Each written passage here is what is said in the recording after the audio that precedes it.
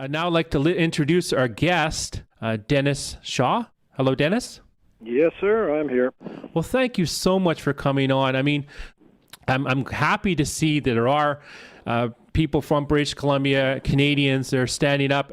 And I was wondering, could you quickly tell our listening audience a little bit about your background, what brought you into this here in British Columbia? Well, my background is that I spent a few years in the military, and the rest of my life I was an elementary school teacher in Nanaimo. And somebody woke me up to the fact that things were not quite as they seem. So I started to read about what was going on in the world, and I realized that they were right. One thing I realized that we are in quite a constitutional mess in this country.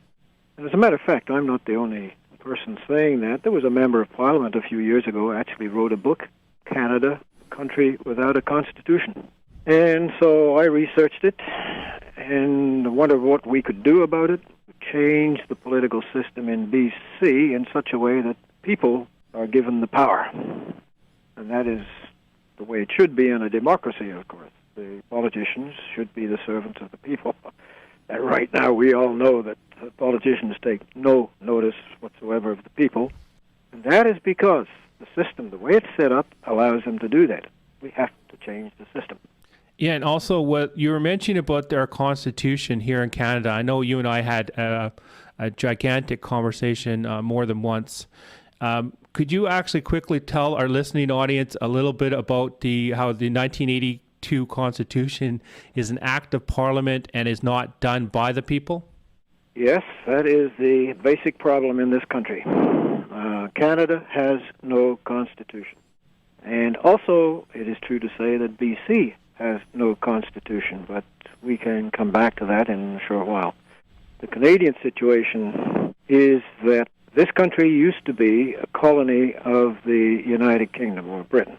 And in 1931, that changed. The people of Canada became a sovereign people, and they were no longer ruled by the British. The situation at that stage, which was in 1931, the Statute of Westminster, the situation was that the day before, the Canadian government got its authority to govern this country from the British. The moment the British pulled out, the question is then, from where does the government of Canada get its authority to rule? Well, what should have happened, is that the people should have exercised what they call their inherent right to choose their form of government in a democracy. They should have been asked, and they should have voted on it. That never happened.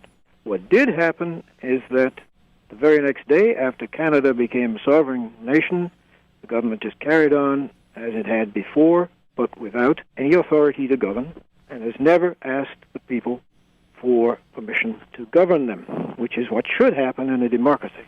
The government right now has been operating from 1931 up till 1982, when Trudeau brought in the Constitution Act of 1982. And it's what they call repatriating the Constitution, which is a lot of nonsense. What they should have done was ask the people for authority to govern, and they never did.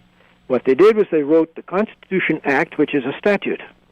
And the politicians passed this statute, and it set up the form of government for Canada, the way the politicians wanted it. Gives them all the power, gives the people no power. It's as simple as that. And they refer to, everybody around us refers to the Constitution. There is no Constitution, because what they mean by that is the Constitution Act of 1982. And an act is simply a statute that has been passed by a bunch of politicians.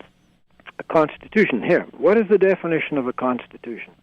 The only definition of a constitution, there are several, the only one that gives democracy to the people is this, and it comes from the Black's Law Dictionary.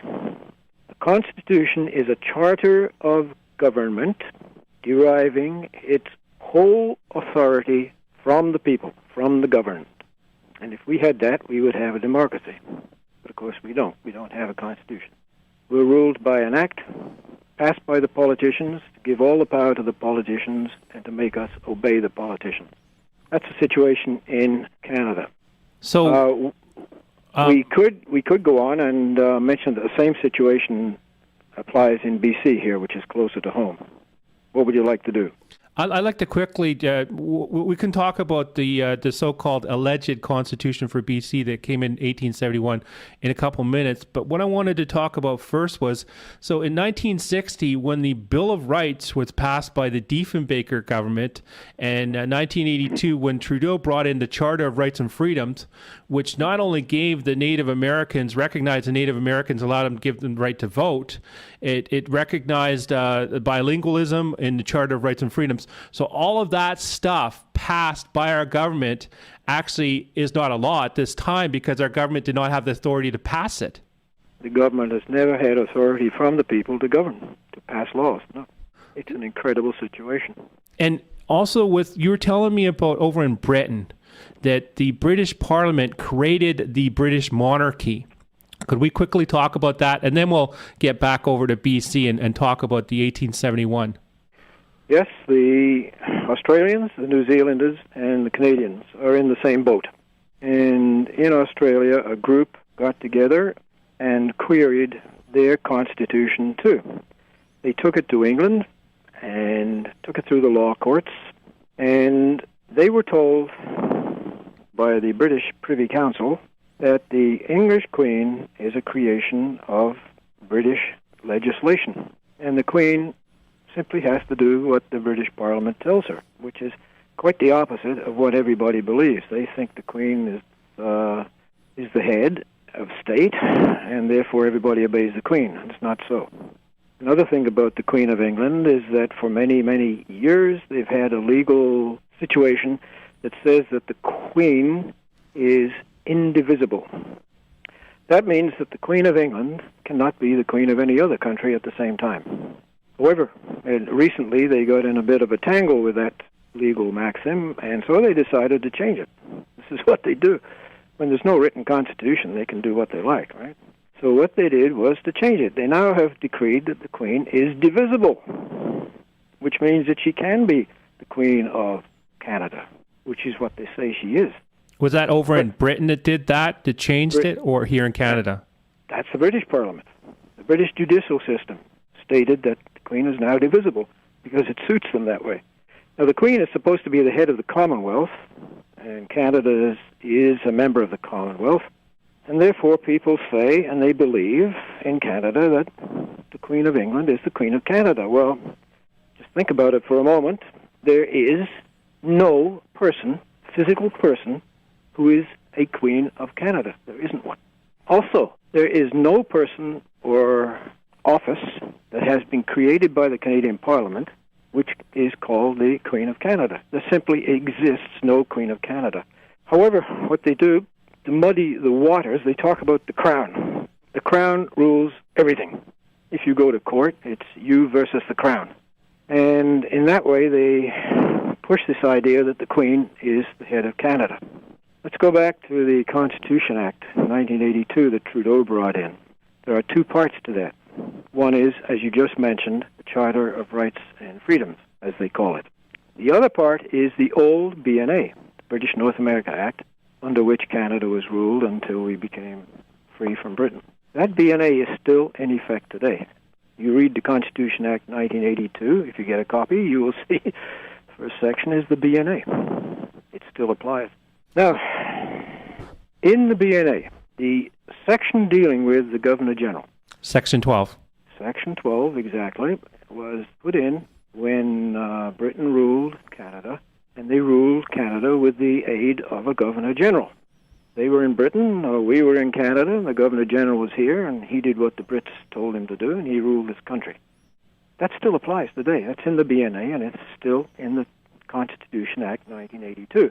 So now, this section 12, it is the longest English sentence I've ever come across, and it is the hardest to understand. It'll take you half an hour to figure it out. But what it says after you've figured it out is that the Governor-General of Canada has total power and authority over everything and everybody in Canada. Take my word for it. So when they tried to dissolve Parliament and they tried to enter into that coalition with a Bloc and the NDP and the Liberals all got together, and it went to the Governor General. So when the Governor General refused to accept it and told Harper to go back and continue on with his minority government, that's when that Section 12 came into play. And if that's true, then what happens is, that is evidence enough to prove that our Constitution is nothing more than a piece of paper which doesn't exist. Yes, the Governor General had every right to tell the Prime Minister what to do. It is a total comical farce, actually, because the Governor General is appointed by the Prime Minister. A lot of people don't know this. In the old days, the Governor General, when Britain ruled this country, the Governor General was appointed by a letter patent. There have been no letters patent signed by Britain since somewhere early in the 1900s. What happened is that around 1947, the Canadian Prime Minister Mackenzie King then wanted to appoint a Governor General. But he could not get a letter patent from England because England no longer had anything to do with Canada. We were sovereign. And he solved the problem very simply. He wrote his own letter patent. You can find it on the web. I've got a copy in my house here. He wrote it saying that I appoint so-and-so to be Governor General of Canada. And he wrote it in such a way that it sounded as though the Brits had written it. It's rather a cunning piece of paper. And that started the system then of Canadian prime ministers appointing the Governor General on their own without the Brits. And that's what happens today. So we have the Prime Minister, who actually, in my opinion, is a total dictator and runs everything in Canada, appointing a Governor General under Section 12 who has total authority over Canada. What a mess. And the people have nothing to say about any of this. So can I quickly get to 1871, this alleged BC Constitution, which you and I know is nothing more than a piece of paper, again, has no power to it. I had a chance to read through that because of my research that I've done on the massive corruption in regards to the mining issue here in British Columbia. Someone from the legislature actually emailed me a copy of this 1871 document. And when I had a chance to read through it, what it did was it sets the lieutenant governor up as every single bill that passes over in the legislature has to be handed over to him, and he rubber stamps it. And if he doesn't like anything, he can turn around and he can send it back and say, no, change the bill.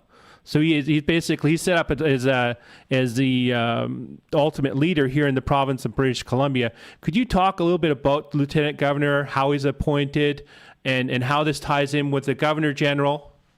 It's exactly the same scene here in BC. In 1871, when we joined what was called the Confederation, incidentally, there has never been a confederation, but if anybody can produce a document where all the provinces have given up powers to a central government to confederate, I would like to see it.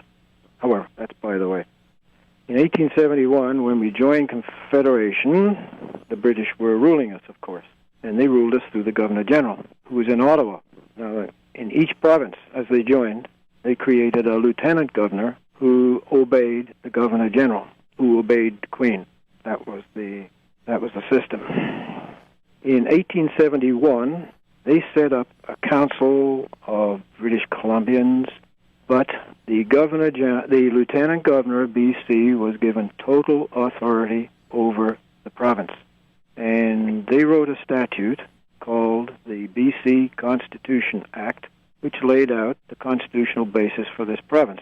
It was, however, an act, and to this day, we still have a BC Constitution Act, and it is very similar in the wording still. It's the same act. It's been amended over the years, but some of the wording is identical. And it still makes the Lieutenant Governor of BC the ultimate power in BC, giving the main points of the BC Constitution Act, showing that the Lieutenant Governor is the total power. He can hire and fire anybody in BC at will. He does not need to consult with anybody, he or she.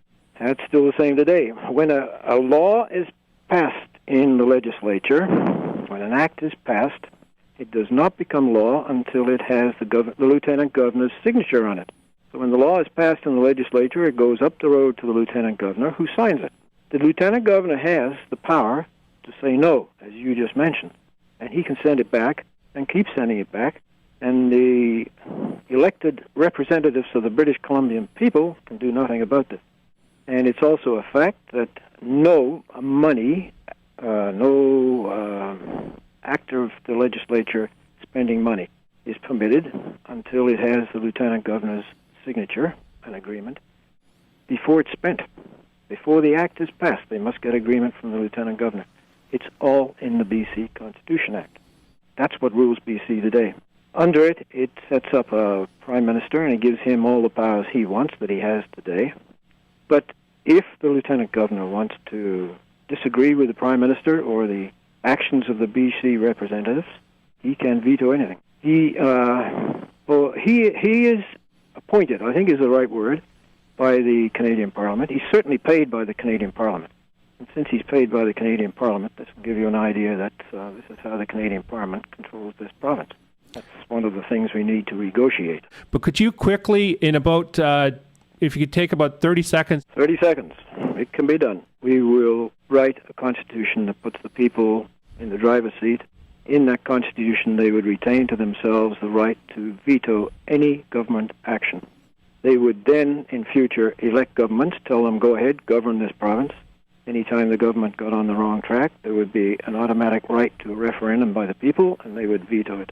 That's the direct democracy element that we would add. So you were mentioning to me too, none of this would be possible unless the people out there, they'd have to get involved. And, you know, there's so many people out there saying, they're complaining, saying, look, nothing's done. I'm not going to vote for anyone. I'm not interested anymore. So much apathy. But, you know, here's a chance for the people of British Columbia to finally bring about positive change, because we're looking at actually offering it.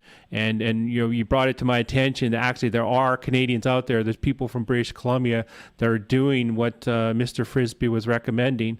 And, you know, I thank you so much for that email. And it's so great to see other people from BC finally looking at, let's bring about positive change. And like I continue to tell people, only change can come through the people. That's the only change that can come, and it has to be through the people. That is democracy, because what I believe in democracy, I believe that it's the people that institute, that should come up with the laws, and then it's the politicians who enforce the laws that the people have come up with. In other words, the politicians are not allowed to change the laws in any way, and this benefits the people and only the people, because the people are the employers and the politicians are the employees of the people, who should, if the politicians do anything the people don't like, not only should they be held accountable in the court of law for anything illegal that they've done, at the same time, I believe that we, the people, should have the right to fire them. Exactly. Thank you so much for bringing to my attention. We're definitely going to have you come back on in the future. We're probably going to ask Mike to come on too, because there's so many different areas that we didn't touch on, which I feel that the people, our listening audience here in British Columbia and elsewhere, should listen to, because, you know, this is an idea that should go across Canada, is what I feel. But thank you so much there, Dennis. I'll say one more thing. You say spread across the country.